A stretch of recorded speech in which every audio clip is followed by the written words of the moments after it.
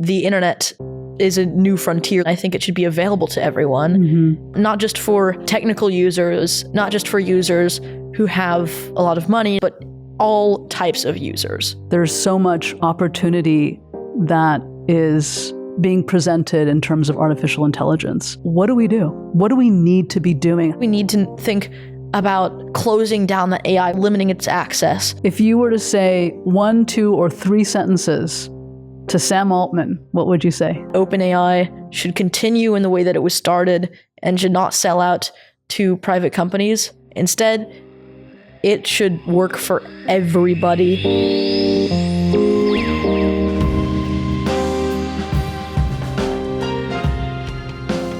I'm Judah Hansen, and to me, belonging is feeling like you have a value and that your position in a community is important and impactful. Well, hello there, Judah Hansen. Hello, Rajkumari. How are you? Doing pretty good. Thank you so much for taking the time to be in the studio today. Of course. Thank you for taking the time to interview me today. Absolutely. I met you through Dr. Inge Hansen. You and I have had some conversations over the course of the last few months, and I was so blown away by who you are and how you hold yourself in the world and the visions that you carry and espouse that it was so important for me to bring you into the studio and to share your perspicacity with the world. All right. Yeah, thank you. Thank you again. I'm so glad to be here. You are the founder of The People's Internet, a hobbyist programmer. Is that right? Yes. And I love this belief that you have here. You say you think that the internet is still a new frontier.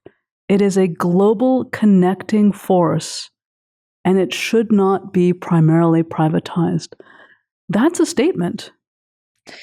Indeed. I think that the main justification, the main reason why the internet is a new frontier, the reason why it's so important is because it's a new way to do many of the things that we do in our everyday lives. It's a new way to achieve what we've been achieving and what we haven't achieved. And I think that through that, it's a really, really good way to kind of restart, to have a place in which we can develop freely, in which we can develop collectively, in which we can develop as people collectively. And I think that resource, I think it's a resource, should not be taken up. It should not be pushed together. I think it should be used by everyone. I think it should be available to everyone. And I think that it should be open to the best of everybody's ability, not just for not just for technical users, not just for users who have a lot of money, not just for users in certain fields, but all types of users. You say on the website here, while many people are prohibited from paying the cost of an online service because of their economic situation, services can be offered without cost, while still gaining profit from advertising or a non-prohibitive paid tier. First of all, what's the opposite of privatization? I would say that in regards to software, the opposite of privatization is open source. And open source is very, very important because it means that in most cases, all users can contribute so long as their code is constructive to the goal, to the progress of the software. And means that everybody can see, and this is always true. Everybody can see and can redistribute that code, which means everybody knows what the software that they are running on their own devices is doing, which I feel is a critical part. And I believe that there is actually pathways to revenue for such software. A good example being actually advertising and functionality that is paid but not critical. And what I mean by this is, for example, higher processing priority on servers. If that service is one that, although it is open source and free, does require the usage of an external server to do processing or storage, It could be things for convenience, such as some pre-configuration that you could do manually, but you would get that done with a paid tier automatically. It could be stuff such as a support service for the software, if that's a thing that's possible. But again, sometimes that's just not the option. Sometimes advertising on the official website is something that has to happen, and it's always obviously not ideal to do such things. It's great to have completely free, completely open source software, and a lot of people are following that model without any of those revenue streams, getting revenue through donation. A very famous example of this being the Blender Foundation, which is the creator of a very, very popular 3D software known as Blender, that has actually been the creator themselves, actually, that foundation, of a bunch of short films using their own software. And that is done effectively just through this free and open source software that doesn't have any revenue models other than grants through donations, and doesn't advertise on their website. But when you're running a small operation, you could have an open source software with the ability for people to remove advertisements by, say, modifying the code, but it's just not something that people would commonly do because people have the common sense to support these projects. That's interesting. People have the common sense to support these projects. So a couple of things are kind of pulling my interest here. One is the redistribution of code. I love this concept. The redistribution of code. This reminds me of the redistribution of wealth when we talk about economic and communistic ways or systems.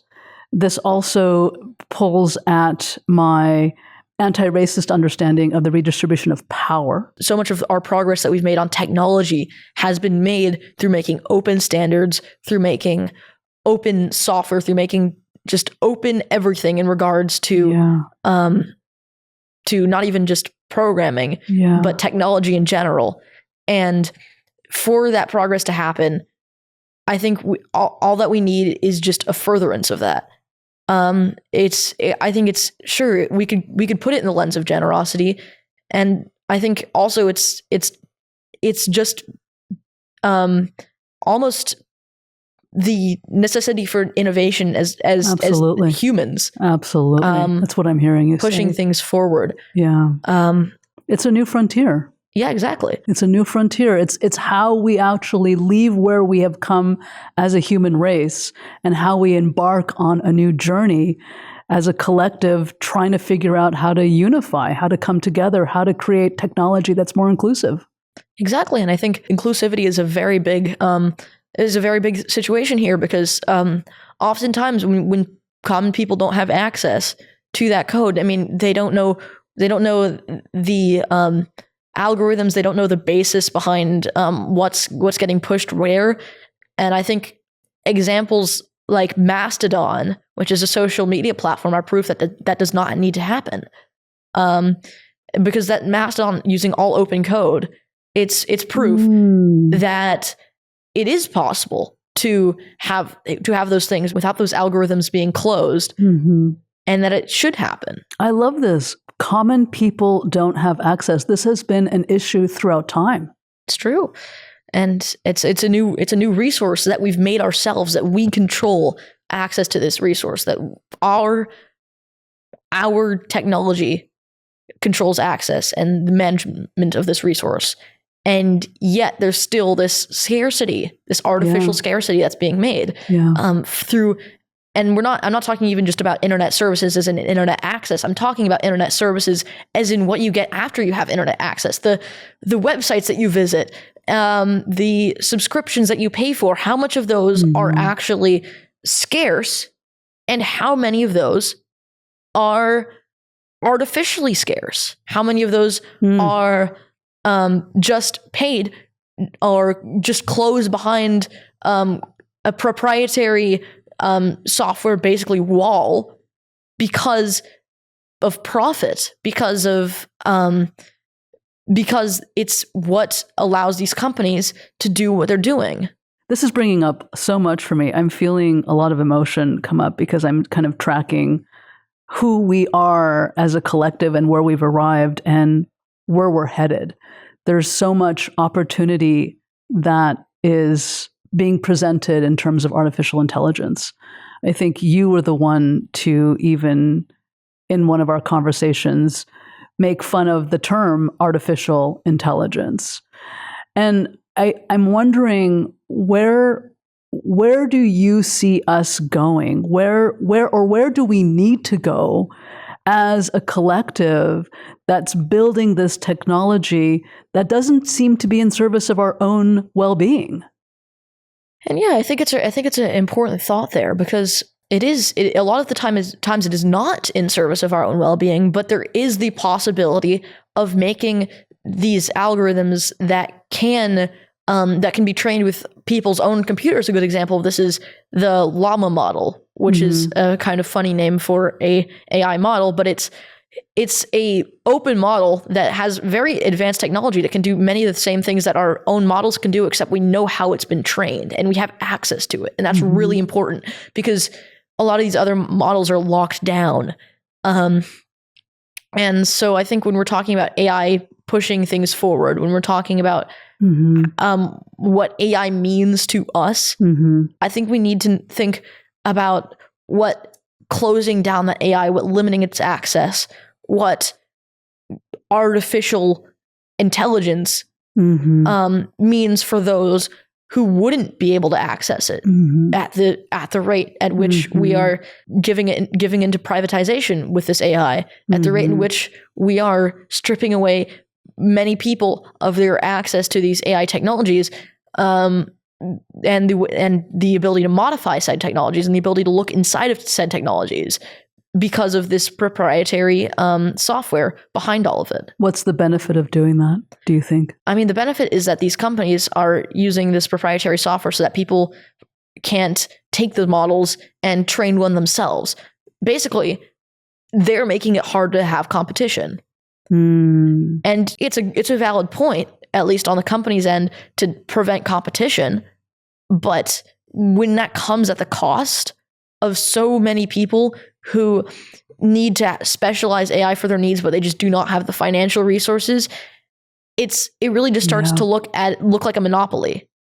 And when OpenAI is sharing their AI with Bing, and then there's the competitor Google, and then those are the only two large competitions in the AI space, then we have a problem. And that problem is? The problem is that there's basically a major limitation on everybody else's ability to make quality AI and make it open and make it accessible and make it work for them and not for a big company in which you have to be paying some absurd token limit, whatever, if you want to use their AI for any reason other than their front end on their websites. If you want to know how that AI works, if you want to know how it's trained, if you want to know if it's actually taking artwork like some trained AIs have been shown to do. Yes, I'm so much loving your passion about this topic and how you're showing up. We are here. We are right here, right now. We are headed into a place that I can't even imagine. I'm even limiting my own understanding of it just because it just feels challenging and scary and terrifying and all the things. What do we do? What do we need to be doing? How do we need to be thinking differently so that we can shift or change course? I mean, I think this is of paramount importance.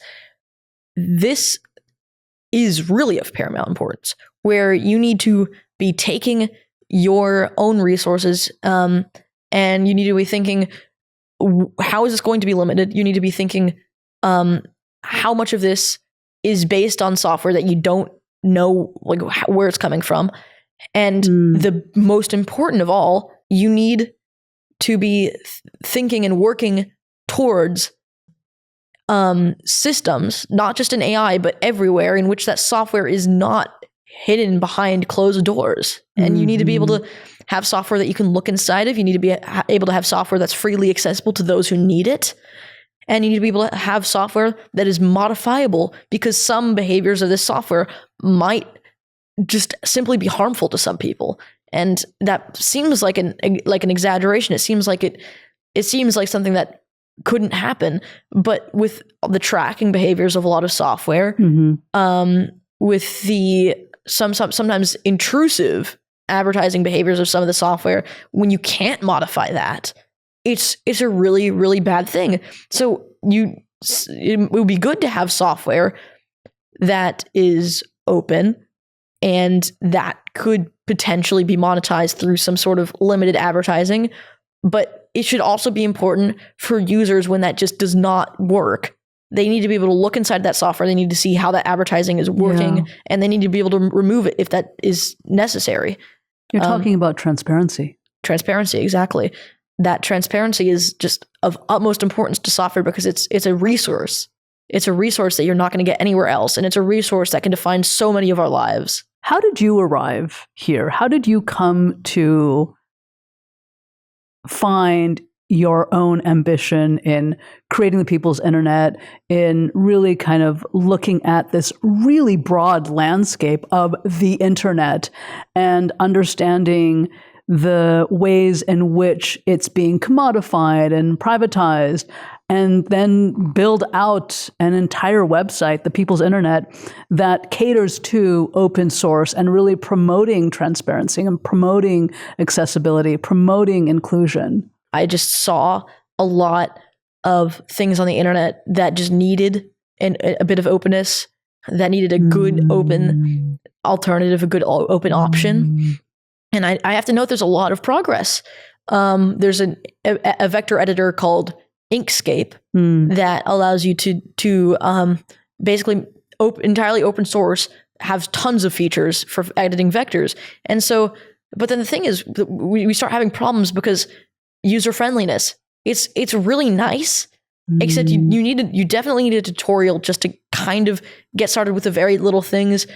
For example, if the snapping is not enabled for things, you need to it's not in settings, and you need to know that there's just this random button in the top right corner that turns it on.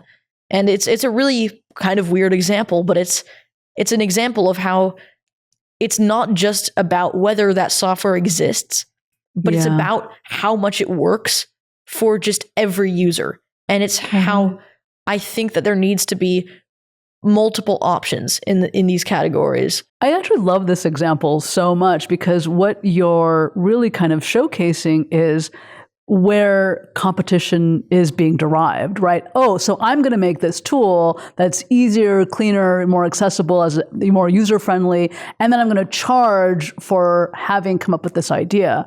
And what I'm hearing you say is, okay, so let's come together as a community or a collective, and let's together create user-friendly experiences and technologies that everyone can access. Yeah, and I think the great thing about this is there's a developer base that would contribute to a lot of these projects, because there's a lot of developers who have like specialized areas in which they do most of their programming, and who are interested in open source and who would contribute to these projects. And once something is open source, it stays open source. It's closed source now, but of course the community can continue to develop the open source version into a modern developed thing. And of course there's sometimes problems with that, but that's another reason why we need a community, and we need unity, and we need developers considering the needs of everybody when we're talking about this sort of software, and why we don't need these really, really old open source softwares being regarded as like the standard for current technology in the open source field, but even when they're really hard to use in modern applications because they were modern at some point and the development stopped or something else happened. We need it to be software that, instead of focusing software development on things that are new and shiny looking, and Yes. and then a 100th fork or variation on some pre-existing software. We need to diversify and get all of our fields of software that are necessary for a good user experience updated and working for everybody. Well, this is so interesting. The People's Internet actually highlights this exact idea of profitability without exploitation, which is what you experienced. Yes. How do we get companies to balance financial success and provide free accessibility? And I think this is a very really, really big issue that a lot of people have asked about this, and is one of the really big reasons why people criticize this idea. And I think that a really, really big way to think of this is to look at Google, because I've noticed a lot of very valid criticism about Google, but I've also noticed that they do offer a decent model on a lot of their software where they advertise and then they allow it for free. And that model is one that is obviously imperfect in the case of Google, but it's a model that can be developed in similar ways to be more open and more favorable to the users, that can be implemented in open source software, but just not in a harmful way, not in a way that takes data, but in a way that still, for example, there could be something like Wikipedia, where Wikipedia is open source and they don't advertise, but they do have this integrated donations thing that they ask you for often, that you see at the top of the articles. The website is entirely open source. The Wikipedia backend, the code is all accessible to users. And except oftentimes the users who don't want to donate are just going to ignore that, and yet it's still part of that software. And I think that the same thing is possible when we're talking about advertisement, where it could be just very easily removed, and it should not, and nobody should be stopping the users from doing that. But if the open source software is hosted on a website, or it's downloaded on the website, that could be done. For example, many of the software that we do use is on websites entirely, and despite many of them not being open source. A good example being Google Drive, or other such services, are search engines, a lot of that sort of software.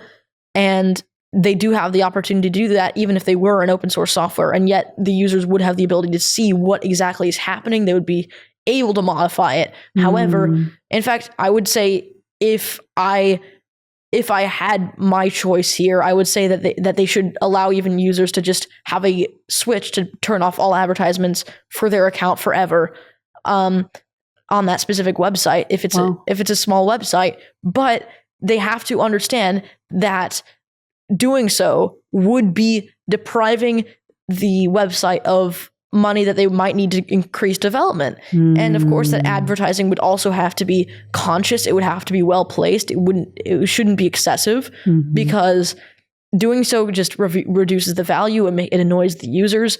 And I think what is of utmost importance is that all users get a good experience. They know what's happening, and they get it for free, because oftentimes many users do not have the financial means to afford what they're being asked to pay for, even when it's just making use of functionality that already exists on their computer.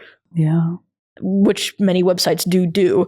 I've noticed some rate-limited file conversion websites use built-in browser rendering to convert files, which means that they're using entirely offline software that's on your computer, but they're effectively selling access to it in some ways, which is absurd. So talk a little bit about that. Talk a little bit about the ripple effects that are occurring across the internet that are resulting in income disparity. How can we start to create changes that are going to impact society differently? I think that a big way in which we can make changes that would help that ripple effect, that would bring things the other way, is really just to be able to offer these services not just for free.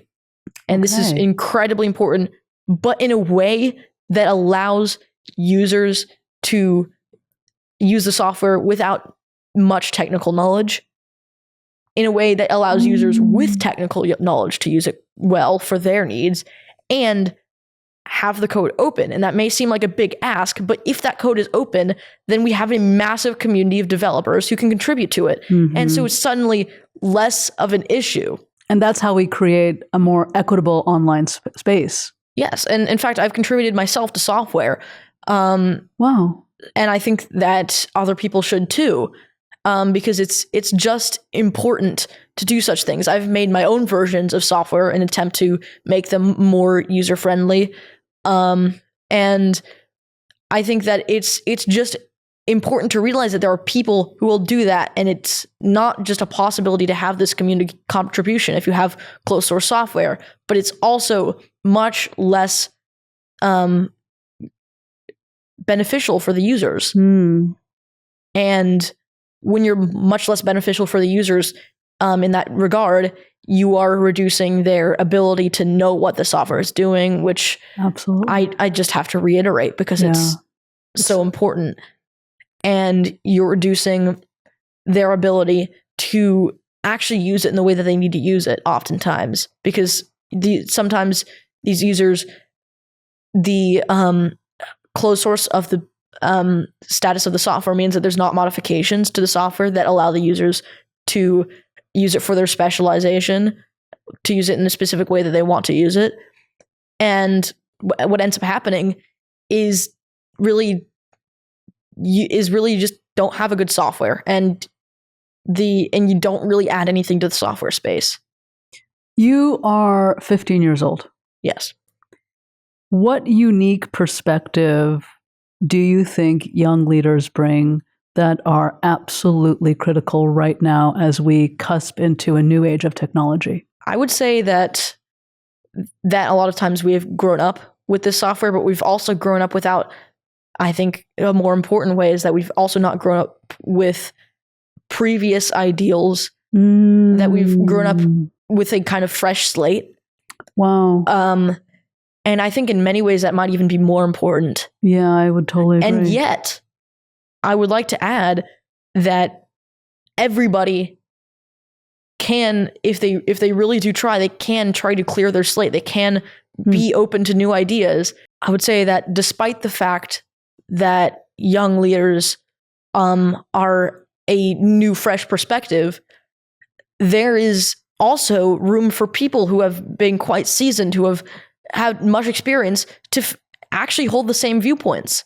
And I think it's really totally agree. And I think just because there's a tendency towards a perspective in a certain age range does not mean that's the only age range that can have that perspective. And so I think that beautifully anybody can be making these changes. Beautifully, beautifully said. So now what we're going to do is talk a little bit about leadership and leadership scenarios.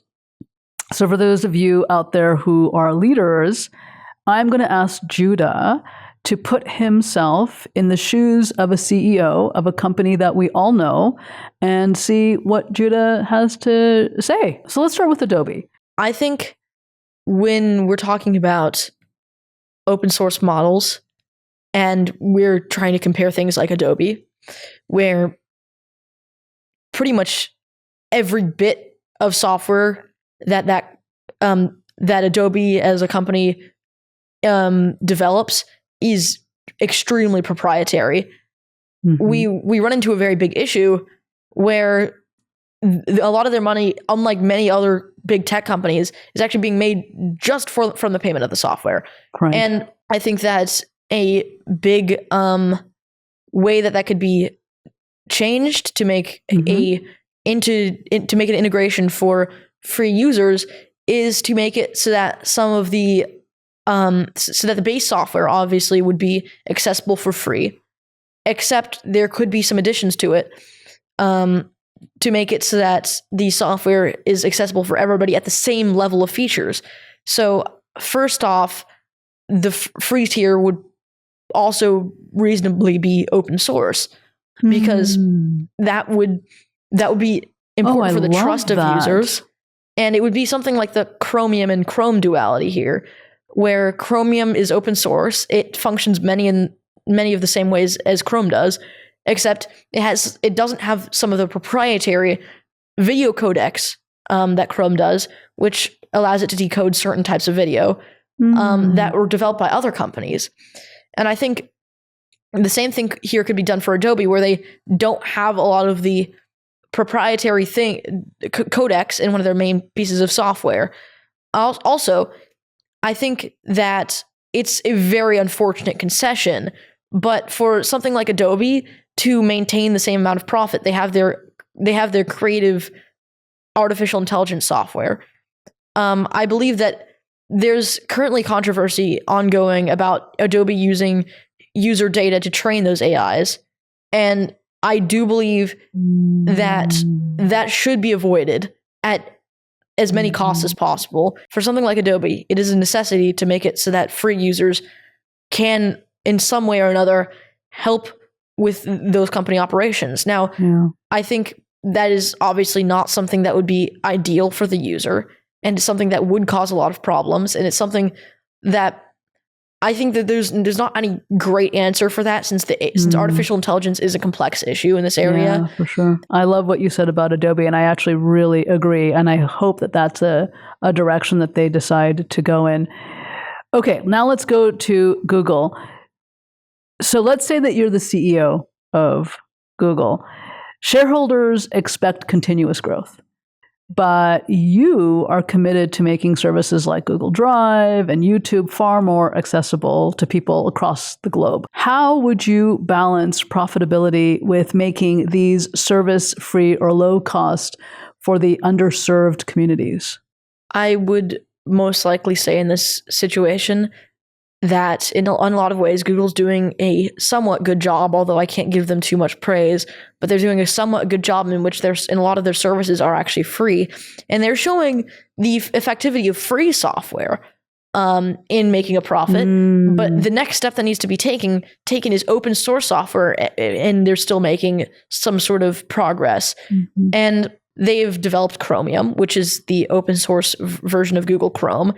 They've developed Android, which is pretty much the leading open source phone system by nearly every metric, despite the fact that it does actually have some Google services integrated. So Google is not quite at a point in which they're entirely open source, and yet they're actually moving in a really good direction. I think what would need to happen is we're going to need to have a lot of the back end of Google Drive made open source, and all of their constituents, because I'll feel like that would not take in any major way from their profits, because their competition in that area would they're Google. They have a lot of resources. And if they were to make those things open source, they would get a massive amount of users from the open source community. And in fact, I would say should they do that, they will actually see a pretty large influx in profits. So there's some big changes here that you would make for Adobe, for Google, for a lot of companies across the planet, if you were to stand in the shoes of policymaker or advisor or consultant, which you will be standing in those shoes very soon. I hope I will. As we wrap up this conversation, Judah, what does the next 20 or 30 years look like for you as you think through how you want to affect change, as you think about how you want to influence technology? Where would you like to see yourself be integrated in all of that? I think that the big area of progress here, being open source software that's not affiliated with these large organizations, is going to be a big area that I want to work on. Is software that is user-friendly, not associated with these big organizations. So it does not require reform of these organizations that are drawing in massive profit, but instead creation from users like me. And there are many of such users who are willing to contribute to this community, who are willing to contribute to such software. And I think with the work of those users, with the work of these developers in these categories, I think that great change could happen.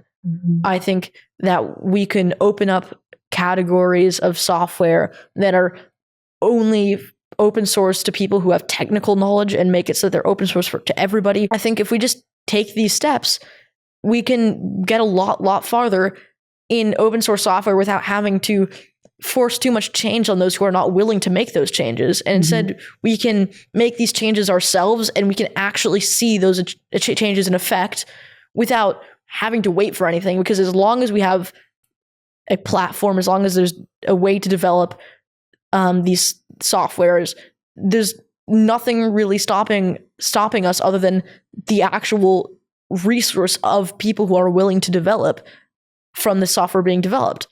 And so long as we get more developers realizing that this is an option, this is a good option to push forward the world, to push forward the internet, we will have a improved software landscape. And I really do hope to be a part of that.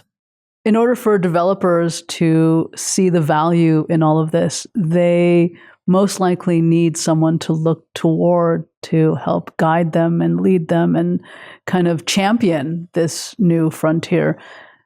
Is that someone you? I actually would probably say that since I have personally less been looking towards the big figures in open source like Linus Torvalds and Richard Stallman, and more just to the other developers, the other small developers who are doing these things, I feel like that even though I want myself to be able to set standards in open source, I feel like that the big people that all these developers need to look towards is each other. Because these people are the ones defining the software. And if I only make as much progress as somebody else, then the only thing that's different is that I've spoken my mind on these issues. I think I'm kind of against there being a major figurehead. And I think if there is a major figurehead, I don't think I want it to be me. I think that all I want is for my thoughts on software being open, and my thoughts on software being not just open for technical users, but for common users, and my thoughts on these communities on open source not being so polarized, but for everybody to belong in them.